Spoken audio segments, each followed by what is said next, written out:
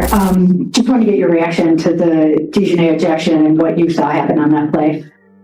In the moment, I thought that she made a play on the ball. I didn't think it warranted a flagrant 2. I didn't see the replay, when it happened. So that was my initial thoughts. But the officials made what they made. I haven't looked at that play since, so I really don't know if it was justified or not. But that's what I thought in the moment. I put together a little clip of DiJonai Carrington, who is definitely one of the dirtiest players in the WNBA. Yeah, so Carrington is a dirty player, probably the dirtiest player in the league. And then she has the audacity to go online right after her ejection and claim that she got ejected because of racism.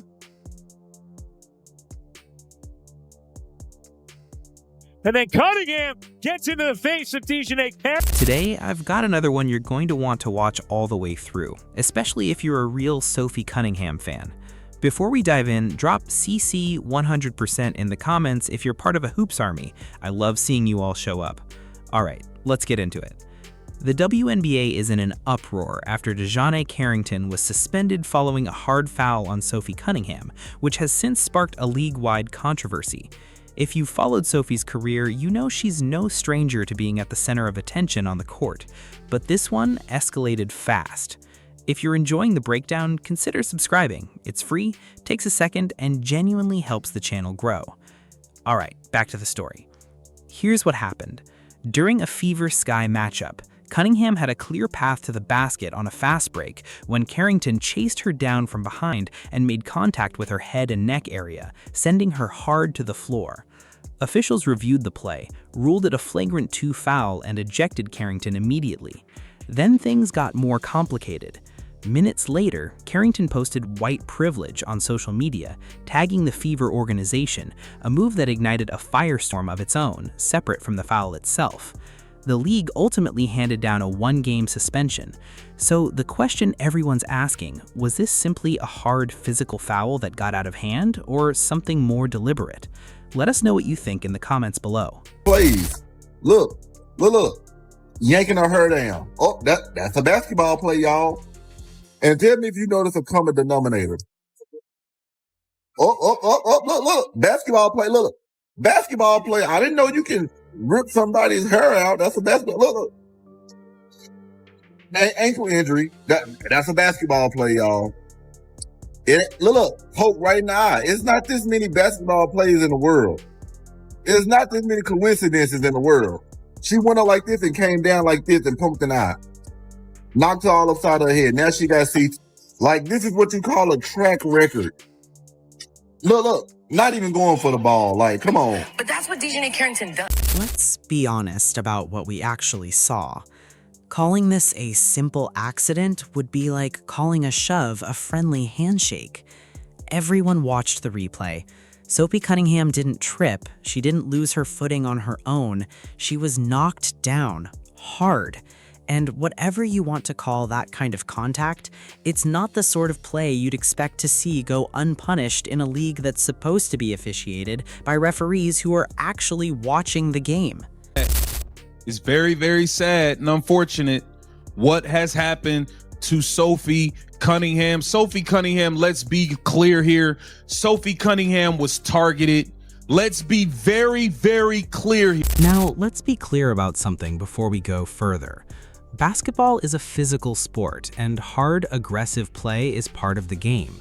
Nobody's disputing that.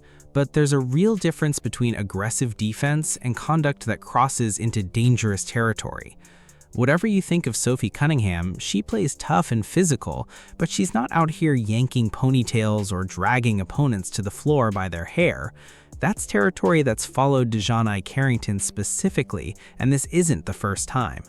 Back in June of 2025, Carrington was flagged for pulling Sparks rookie Ashley Barker down to the floor by her hair during a rebound battle, a play so rough that even the Wings' own broadcast team reacted live on air. That came just days after another flagrant foul earlier that same week, involving contact with Seattle Storm guard Skylar Diggins on a fast break layup.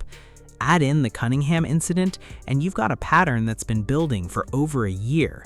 one Carrington herself has publicly pushed back against, insisting she simply plays hard and doesn't deserve the dirty player label. Whether you buy her explanation or not, the pattern is real, and it's not just internet chatter. It's shown up in officiating reviews, fines, and now a suspension. Calling it just hard-nosed defense is a tougher sell with this much history behind it. And then Cunningham gets into the face of DiJonai Carrington. Since she's clearly more than just a role player, let's take a moment to talk about who Sophie Cunningham actually is. When she arrived in Indiana, she gave the team something it desperately needed: energy, fight, and genuine toughness. She was knocking down shots and playing defense like every possession mattered. And on top of that, she was one of the few teammates who consistently had Caitlin Clark's back when the rookie faced heavy criticism and rough play from opponents. Sophie Cunningham went down. It did not look good. I heard her saying no from the court. It was heartbreaking. I am hoping, this is the hope, that it was more of like a bruised knee type thing. There aren't many updates as of yet, but she will be getting an MRI, so hopefully we'll hear something tomorrow. But judging by the way that the WNBA, expands on injuries, it's probably not going to be a lot, but my guess is that she's... And she never hesitated to stand up for her teammates either. When Caitlin Clark was getting hit play after play with no whistle called, Cunningham was one of the few willing to step in and confront it head on. Unfortunately, her season came to an early end last year due to a knee injury, a torn MCL that required surgery, sidelining her for the rest of the 2025 season. The injury happened during a game against the Connecticut Sun, when Sun guard Bria Hartley lost her footing and fell into Cunningham's leg while trying to make a pass. It wasn't a dirty play, just an unfortunate, unlucky collision, but it cost Indiana one of the toughest defenders willing to stand up for their star. DiJonai Carrington, after clotheslining Sophie Cunningham, running into the locker room, screaming, "That's white privilege!" Then tweeting 8/23, threatening Sophie Cunningham and the Indiana Fever. DiJonai Carrington now comes out and clarifies what she means when she says white privilege for the Indiana Fever. So with 2 minutes left in the first quarter, DiJonai Carrington just slapped the dog shit out of Sophie Cunningham. Sophie pops up. She's obviously upset. DiJonai says, "Try me." And then look at Stephanie White. Look at her face. Look. She's mad as shit. Now, number one, this is obviously a flagrant 2. It just is. By the letter of the law, you got to call a flagrant 2. We all know. And this isn't just one dirty play. It points to something bigger. Let's zoom out, because this reflects a league-wide problem this season. How many serious injuries have we watched pile up? How often has the WNBA had to roll out lineups that look like they were pulled together from a random pickup game at the gym? Caitlin Clark missed more games than she played. Sophie Cunningham's season ended early. Sydney Colson tore her ACL. Ari McDonald fractured her foot. And yet the league office keeps talking about this level of physicality as a selling point, as if the injuries were somehow a badge of toughness rather than a problem. Here's the thing though, fans aren't tuning in to watch the injury report scroll across the bottom of the screen on ESPN. And that's what makes the officiating even more frustrating. Watching some of these calls, you'd think professional wrestling referees were the gold standard by comparison. Sophie Cunningham gets knocked to the floor 75 feet from the basket. Clearly a foul, right? Nope. Play continues. Cunningham voices her frustration, picks up a technical for it, and the whole sequence just adds to the sense that officiating has become inconsistent at best. At this point, it feels like the standard for calling fouls needs a serious review. Otherwise known as MAGA Barbie in the WNBA, is a superstar player. She's one of the most famous female athletes in the world because she stood up for women in women's sports, saying only biological women should be allowed to play in the WNBA. And for that, she is literally risking her life. Check this out. This is what happened to Sophie Cunningham last night when she was clotheslined by a filthy, dirty player for Chicago who has a name that I can't pronounce, or maybe I just refuse to do that. That's my right as an American. But this is a player that has attacked Caitlin Clark, gouged her eye out, that has now bloodied the face of Sophie Cunningham. And as soon as she did this, she tweeted white privilege, meaning she's declaring this is a race crime. Now, if a white woman was doing this to black women, it'd be the #1 story in the world. She'd be banned from the league forever. But somehow black women are allowed to get away with this against white women. And it's white women in the league who make themselves a target by simply standing up for traditional values and... So what about the commissioner, Kathy Engelbert? What exactly has the league's response been? There's been talk about players needing to skip off-season leagues and prioritize rest. Fair enough.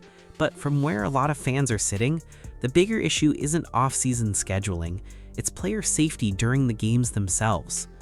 Caitlin Clark has dealt with significant injuries this year, and now Sophie Cunningham is at the center of another major controversy after DiJonai Carrington was ejected for a flagrant 2 foul against her. And that's really what makes this so frustrating. The league can talk about rest and recovery all it wants, but players still need to trust that the competition itself is being properly managed. When physical play crosses the line, officials have to respond, and in this case, they did. Carrington's foul was reviewed, upgraded to a flagrant 2, and resulted in her immediate ejection. Cunningham later called the contact unnecessary, while Fever head coach Stephanie White agreed with the officiating decision, though she stopped short of saying Carrington intended to injure her. Then there's the part of this story that's generated even more discussion. What happens when players feel like the league's disciplinary system isn't enough? There's been plenty of heated reaction online, and even political figures have weighed in. But to be clear, there is no confirmed lawsuit filed by Sophie Cunningham against Carrington over this incident. That part needs to be separated from what's actually documented. What is real is a growing debate over whether the league is doing enough to protect its players and enforce a consistent standard around physical contact. And that question is bigger than just these 2 players. If another athlete suffers a serious injury on an overly physical play, fans are going to ask the same thing. Where exactly is the line, and who's responsible for drawing it? The players, the officials, the coaches, or the league office? This is genuinely complicated territory for the WNBA right now. The sport has gotten more physical, the spotlight on it has grown enormously, and every controversial moment gets dissected within minutes. One hard foul can become a national story before players have even left the arena. Carrington's post-game social media post added another layer after she wrote white privilege following her ejection. Cunningham rejected that framing, saying the incident had nothing to do with race.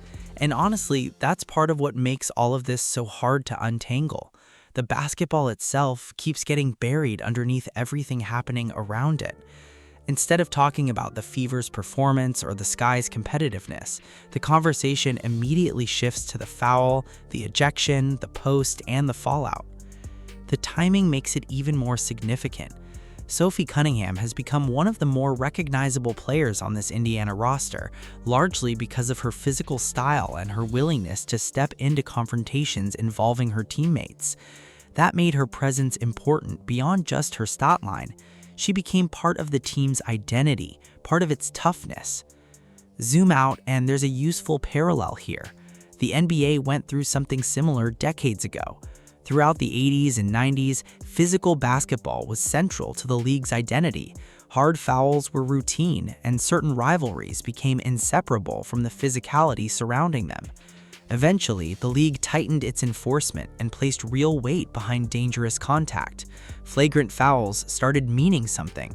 Suspensions carried consequences, and the league kept growing without letting every night turn into a wrestling match. That history matters because the WNBA doesn't have to repeat every mistake another league already made. It can learn from it. The league can promote toughness without letting unnecessary contact become the headline every single week.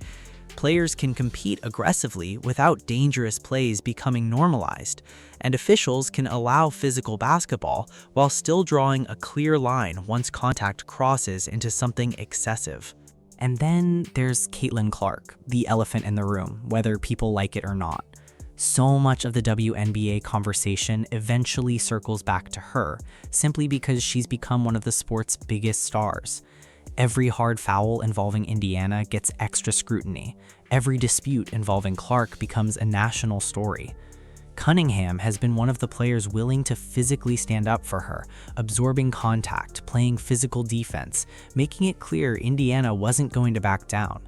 That's part of why losing a player with that mentality matters, even when the injury itself has nothing to do with Clark directly. Opponents notice these things. Teams know who brings the physicality, who responds to contact, and who's willing to protect their teammates. That doesn't automatically mean Clark will be targeted more, but it does mean Indiana has lost a player who helped set a certain tone. And to be fair, Caitlin Clark isn't a rookie anymore either. She's already in her second WNBA season and has shown she can handle the pressure that comes with being one of the league's most watched players. But that doesn't make her immune to hard fouls or injury. If anything, the attention on her makes every physical incident involving her carry more weight. The WNBA now has a real opportunity here, a chance to define exactly what kind of league it wants to be. Does it want intense physical basketball with clearly enforced boundaries? Or does it want the ongoing controversy that comes when fans feel dangerous contact is being tolerated? Because if that balance isn't established, this won't stay limited to one game or two players. Every player will start wondering whether the next hard foul could mean an injury, a suspension, or missed time. Agents will notice, teams will notice, fans will notice, and the league's credibility will ultimately be judged by how consistently it handles these moments going forward. An ejection is one thing, a suspension is one thing, but the bigger issue is whether players actually trust that the system is protecting them before real damage happens. And this season, Indiana in particular has dealt with a genuinely frustrating amount of injury-related adversity. Caitlin Clark has missed significant time, and other Fever players have dealt with major injuries too. In 2025, both Sydney Colson and Ari McDonald suffered season-ending injuries, and Cunningham later suffered her own season-ending MCL tear following a collision with Bria Hartley. That's exactly why this conversation about player safety can't just be dismissed as people overreacting to a single foul. Injuries are part of professional sports, and not every injury is someone's fault. In fact, Cunningham herself defended Hartley after that 2025 injury, saying she didn't believe it was intentional. That distinction matters. You can't label every collision dirty just because someone gets hurt. Basketball is a contact sport. Players lose their footing, bodies collide. Sometimes an injury happens without anyone intending it at all. But the league still has to identify the moments that genuinely cross the line, which is exactly why the Carrington-Cunningham incident sparked so much conversation. Officials didn't treat it like a routine play. After review, they ruled it a flagrant 2 and ejected Carrington on the spot. The bigger question now is what comes next? Does this become a moment the league eventually moves past? Or does it become another chapter in a growing conversation about just how physical the WNBA should allow its games to get? Because this league isn't operating in the shadows anymore. Its biggest stars are recognizable far beyond basketball, and any controversial play can spread across social media in minutes. That means accountability matters more than ever. The league can't control every collision, can't prevent every injury, and certainly can't eliminate physical basketball, but it can control how consistently the rules are enforced. And when the same questions keep coming up from players, coaches, analysts, and fans alike, eventually someone has to answer them. Kathy Engelbert carries the responsibility of leading that conversation. The officials carry the responsibility of enforcing the rules consistently. Coaches set the tone, and players are responsible for competing within the game's actual boundaries. That's the balance the WNBA needs to find, because toughness is good for basketball, rivalries are good for basketball, physical defense is good for basketball. But when the physicality becomes the story instead of the basketball itself, something's gone wrong, and right now the league has a real chance to decide exactly where that line belongs. At some point, fans stop calling it coincidence. WNBA fans are clearly divided on all of this. Some believe DiJonai Carrington's foul crossed a real line and think the punishment should have gone further. Others see it as part of the game, a hard physical play that got overanalyzed once it went viral. But here's the thing, those same fans who shrug it off tend to feel very differently the moment it's their own team's star sidelined by a rough play. It's easy to call something just basketball until it costs your team a player for the season. Worth mentioning here too, officiating has become a real point of frustration for a lot of fans this year. There's a growing argument that inconsistent foul calls, letting certain physical plays slide, then suddenly upgrading others to flagrants, makes it harder for players to know where the actual line is. Whether tighter, more consistent officiating earlier in the season could have changed anything for Cunningham is impossible to know for certain, but it's a fair question fans are asking. Here's what might be the most uncomfortable part of this whole conversation. Some fans are starting to genuinely wonder whether the league is doing enough to protect its most important players. Think about it. For years, the WNBA fought for this level of mainstream attention. Caitlin Clark, Angel Reese, and others have finally delivered it. But if every headline becomes about injuries, ejections, and controversy instead of the actual basketball, that attention starts working against the league instead of for it. Drama draws eyeballs short term, but it doesn't build a healthy, sustainable league long term. And Indiana's situation makes this especially visible. Between Clark's own injury absences this season, Cunningham's season-ending MCL injury back in 2025, and the other injuries the Fever have dealt with, it's a rough stretch by any measure. One that raises real, fair questions about durability, physicality, and how the league balances toughness with player safety. So what happens next? The league has a real opportunity here to respond. Clearer officiating standards, more consistent enforcement, and a clearer message that player safety and competitive toughness aren't mutually exclusive. Whether that actually happens remains to be seen. History with any growing league suggests it often takes a serious moment like this one to force real change. In the meantime, Cunningham's situation is a reminder that injuries like these don't just disappear. They can shape the trajectory of a career, and they matter well beyond a single season's box score. So, what do you think? Is the WNBA doing enough to protect its players, or does something need to change? Drop your thoughts in the comments, and don't forget to like and subscribe.